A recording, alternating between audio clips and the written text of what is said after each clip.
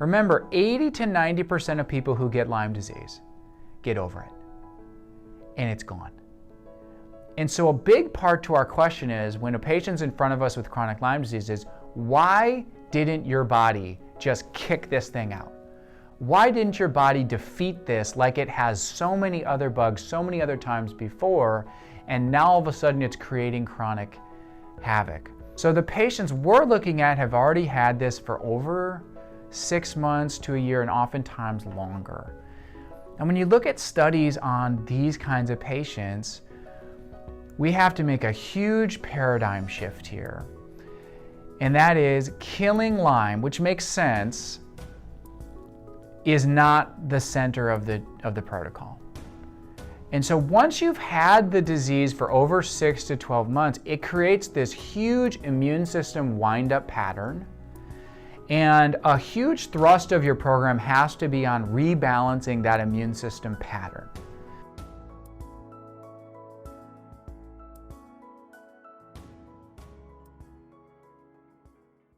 All right, so my experience with Lyme, and this is after 6-7 years of starting to do theory on Lyme, treating, helping patients with Lyme, and going to, oh man, how many books and how many conferences and how many doctor conversations on this. So we really think there's 4 key components to any Lyme program, chronic Lyme program. 1, you have to kill the Lyme. And I know I just said don't focus on kill the Lyme, but it is important. It's just not the central piece. I tell people it's an important piece, but not the central piece. 2, you have to kill co-infections. So if you got a bunch of other bacteria, yeast, other things with it, so you want to, and it makes sense, you have a bug that's inside you, you want to get rid of it, you have other bugs that came along with it, you need to get rid of it. That part most people understand and go, well, I have a bug, we should get rid of it. I have multiple bugs, we should get rid of those too. And I go, yes, this should make sense. The other 2 parts of the protocol, though, I will tell you, are super important. The most important thing is restore your immune system's power. Now, I like the term restore immune system power because it's not immune boosting and it's not anti-inflammatory. I think both these terms really look at the immune system as not as complex as it really is. When we have a chronic infection, we really deal with an immune system that is overactive and ineffective, which means you have inflammation, but you're not actually getting rid of the bugs.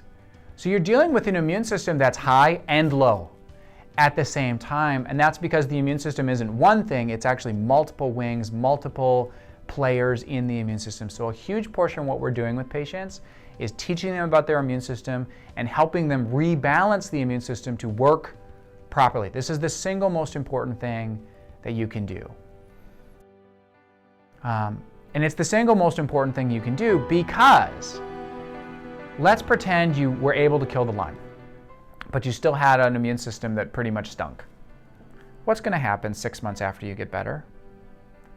I promise you'll get another bug. I promise. I don't care if it comes from a mosquito, if it comes from food, if it comes from it, but you will have another bug that takes advantage of the fact that you are weak and it's warm inside of you and it's dark inside of you, and we just have another bug that goes, oh, there's no immune system here. Fun body to be in. We can create havoc.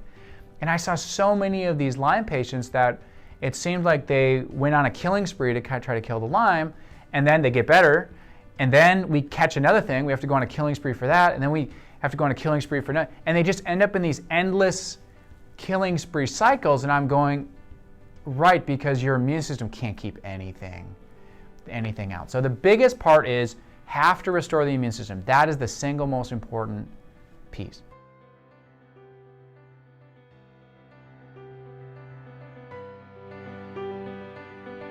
Now, step 4 is detox. Anytime you're doing a killing protocol, doing some detox is necessary.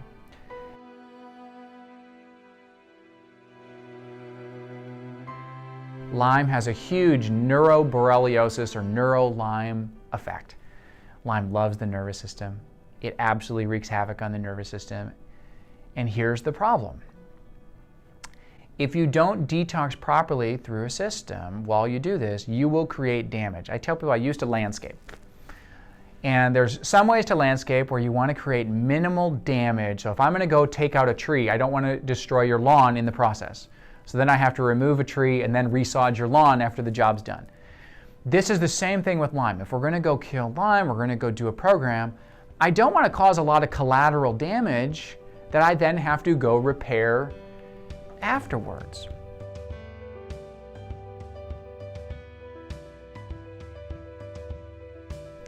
Now this was a really key component because when you're dealing with the nervous system particularly, it is not a fast healing system.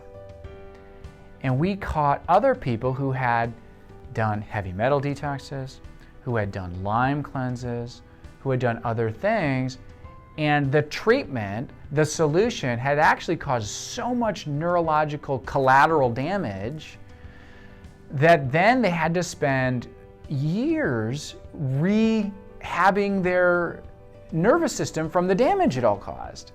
So then people go, well, how long does it take to get better? And I go, well, that depends on how much damage you cause on the way out. So a huge portion of what we're doing is trying to get you better, but at the same time, not cause more damage as you're getting better, that then we have to take time cleaning up afterwards.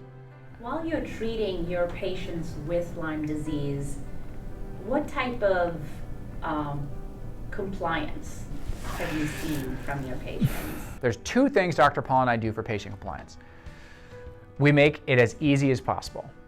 There's a lot of practitioners that have protocols that are like, okay, take this when you wake up, take this at the meal, take this between meals, then take this at lunch, then do this here, then do this. Now, I'm not saying they're not effective, but the number one complaint we had was, I just can't do that. And especially if you need someone to do something for a long period of time. If you're going to do it for a week, that's okay. You're going to do it for 3 months or 6 months or something. This has to be somewhat easy and as convenient as possible, so you can just do it and try to move on with your day. So one, Dr. Paul and I strive for as simple of an effective protocol as we can have, because we know compliance and just making it easy enough to do is a huge issue. Now the second part to that is detox is very important. Dr. Paul and I do not believe you have to feel terrible while getting better from Lyme. And you do not have to have all these detox, die-off, Herxheimer reactions. Now, will you have some? Yes. But Dr. Paul and I put out a personal challenge to all our practitioners to say, please, do not hide behind your patient's suffering and say, oh, it's normal, they have to feel terrible, they have to have a Herxheimer reaction, they have to have a die-off reaction, they have to. And I go, I take it as a personal challenge to try to minimize that as much as possible. Because the other thing is, if people don't feel bad, they're more compliant. And so we try to help people set expectations, but if you do the proper detox along with it, there's a lot less symptoms, which means your compliance goes up. That makes a lot of sense. How does the success grow as patients adhere to all 4 steps of the protocol? So this is going through how we've gotten better at this over the last 6 or 7 years. I still remember my first Lyme patient, and I, like a lot of doctors, start where most people start, which is, oh, you have Lyme, we should kill that. That's the part of the program that everybody goes, oh, okay. And you have co-infections, we should kill that. So I remember starting on some antimicrobial herbal protocols, and I still remember my first patient, tons and tons and tons of pain, a very successful person, and had fatigue with the pain and neurological loss of stamina. And I remember she just said, I just want to golf. She's in her mid-50s, retired because she's been very successful and literally can't even go golfing. She's like, I go 6 holes and just walk off the course and I'm done. Now, I gave her a bunch of antimicrobial herbs. Oregano oil, I remember, for her was just wonderful. She got way better, praised my name to the rooftops, and sent me a whole bunch of Lyme friends, which I did terrible on. And then I feel bad, but she got great results. Well, what I realized was I did almost the same kind of thing on her that I did on these other people, but she had been to other practitioners that had done detox with her, that had done immunoregulation on her. She was already kind of prepped and priming and just needing the step that I did. And it worked wonderful. And when I had to start from scratch on other people who hadn't done glutathione detox, who hadn't done all these other steps, it really turned out you made a lot of people worse, not better. So you gave them this stuff and they'd call you in a week and go, Dr. Warren, I was a 7 out of 10 before, now I'm a 9. I might be a 9.5. My hair's on fire, I can't walk, everything's worse. I'm stopping, goodbye.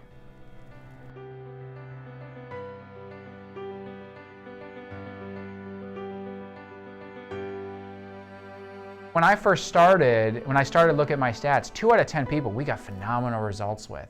And it's wonderful when you get 2 out of 10 results. You still get testimonials, you still get people who love you. But when I look at it, we got a lot of it, what I call kind of blowing up in your face. So what we transitioned to and learned, and I tell you I'm in phase 3. So we went from phase 1, which is really focusing on killing Lyme, killing co-infections, to starting to add the pieces. And each time we've added these major pieces, we've jumped up, from about 20 more to 50 or 60, and then now closer to 80. And so it's been adding the pieces that has been able to, 1, get better results, but even 2, it's been able to avoid a ton of negative results. And if you talk with patients about Lyme disease, I always tell them it is not super hard to make you worse. And a lot of Lyme patients know this. They've kind of been to some other doctors who have tried some things, and they're nervous to try stuff because not everything is safe for them. There's a lot of things they try that kind of goes, oh, I'm more tired. I feel worse on that.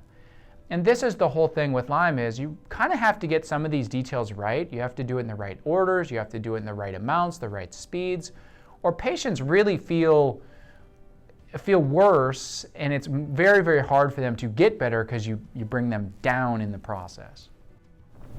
Well, 80% is spectacular considering you only get the difficult patients. We do get difficult patients, but the 80% success, I do want to state something. It's not all just me. I get a lot of questions about, do I need to talk to my MD about this? Do I need to see an MD who's going to do the antibiotic portion of it? And the answer is sometimes. So I have 2 different MDs we refer people to. If you're not hitting some of our, kind of checkpoints by 3 or 6 months, I'm going to start to co-treat you with an MD. And I also have a few MDs who just want me to handle the immune regulation part and the detox part, and they're going to do antibiotics to help kill. So I can work with various programs for it. So we do get to work with, other people. Sometimes this is a team effort. It's not just me by myself, and that is a key because I don't think there's one solution for Lyme that works for everyone. So we're really trying to look on each Lyme patient. We have some theories, we have some things we do, but we're not afraid to send you out and co-work with somebody if you're not getting what we expect you to get in a reasonable amount of time. And what would you consider a reasonable amount of time? Ooh, that's another good question. What is a reasonable amount of time to get better or be done? If you're not starting to see some improvement in 3 to 6 months, some significant improvement that you're happy with, we're going to start to find referral partners to try and approach it different ways, whether that's adding an MD, adding an acupuncturist, adding something like that. So my first checkpoint is somewhere between 3 and 6 months, we should really be hitting some good improvements. Now people go, okay, but when am I done? When is this thing over? And I tell people, for better or for worse, Lyme is one of the longest things that we really deal with. It often takes 12 to 18 months to really be over, is the best way I can put it. Now that doesn't mean you have to wait 12 to 18 months to be improved. It doesn't mean it's 12 to 18 months of feeling bad. Actually, a lot of patients go, well, yeah, it took a year and a half, but I actually felt better during it. And that's the key of being able to have those detox parts in it and having the program be easy enough to do. Because I have found with Lyme, now this is very difficult for me because I like to go fast and I like to get people better fast, as soon as possible. Lyme is kind of your classic tortoise beats the hare every time. The faster I have gone with Lyme, the quicker I try to push it, the slower it goes, the more problems we have. You do these 1 step forward, 2 steps back, 2 steps forward, 1 step back dances. And we have just found slow and steady with Lyme generally goes so much better than this kind of crazy fast aggressive approach. So I often will tell a Lyme patient, yeah, this may take a year and a half, but you should not have to wait that long to feel better. 3 to 6 months to really see significant improvement, 12 to 18 months to be, done, or wherever we put that. That's fantastic. Yeah. Is the treatment the same regardless of the number of co-infections? Is the treatment the same regardless of the co-infections? No. Certain co-infections, so for example, we alter our protocol if you have a real bad viral infection. So there's different things you want to do for viruses, both Epstein-Barr viruses, cytomegaloviruses, other viral problems. If you have Babesia is a red blood cell parasite. I always tell people, if you're interested in it, read about malaria. It's like malaria, it just doesn't kill you. And to be blunt, if in America it doesn't kill you, we don't spend a lot of research on it. It just makes you miserable, it doesn't kill you, we're not going to spend money and time on it. Babesia, like I said, is a red blood cell parasite. Anaplasma is a white blood cell parasite. And so these different things, because the physiology is a little different, because they're in different cells, you really have to approach them with some subtle differences. There's some commonalities for sure, but there are differences depending on kind of what you're presenting with for some of these co-infections. Thank you, that's very helpful. You talked a little bit about that you work with local MDs that are Lyme literate, that are willing to take on Lyme patients. Yes. What's been your experience with the MDs, and who is a Lyme literate MD? Because that's something that people say. Oh, sure. So what we consider a Lyme literate MD to be is someone who recognizes there's some flaws in the testing and understands Lyme can go chronic and understands that a 21-day course of antibiotics is just not going to solve it. So typically what a Lyme literate MD will do, in our experience, is they're much more aggressive with their antibiotic protocols. They're usually using high-dose triple antibiotics for 6 to 18 months to try and get over Lyme. Now that's aggressive, and that's usually what you're getting. Some of them will add in other support protocols. I think what's interesting, we just had a Lyme summit, 65 different speakers for an hour on Lyme. And what I think is interesting is 60 of the speakers were talking about all the other things Lyme does other than killing the bacteria. 5 of the speakers were about killing it. And so the big thrust that we do with Lyme literate MDs is I'm trying to figure out, when I'm working with them, they have access to some pretty potent antimicrobials that can be very helpful. There's also some downsides to taking 6 to 18 months of high-dose triple antibiotics. So it's not like that's a win without any counterplay there, but it is necessary in some people to do something like that. So usually what we're doing is that's what our Lyme literate MD is taking care of, and then we're doing some of the other parts to it to help round out the protocol, help it go smoother, and support the restoration of the immune system and the detox systems with that. That's great. What is some of the feedback that the MDs have given you in terms of your protocol combined with theirs? They're usually surprised it goes smoother. They're like, oh, this doesn't usually go this smooth. Or I'm not getting the negative reactions with some of these drugs that I usually do. This is, I use the term boring. I have patients in my office, this has happened a lot more in the last 2 years, where we have patients who come in and they go, oh, how you doing? And I go, I'm doing good. Any problem? No. And I go, you have no idea how long and how hard I have worked to try to have these kinds of experiences. Because if you read about Lyme blog and Lyme patient experiences, they can be very traumatic. And we have enough drama, and the way I used to practice with Lyme, which was caused a lot of drama. Yeah, you get some good results, but you have a lot of blow up. And I still think that the Lyme literate MDs tend to be more aggressive in the antibiotics, are still not quite as aggressive where I think it needs to be placed, which is on some of the immune restoration, and some of the detox. And if you do it that way, it generally goes much smoother, and you get better results faster without all the rough patches. That's great. Thank you for sharing that.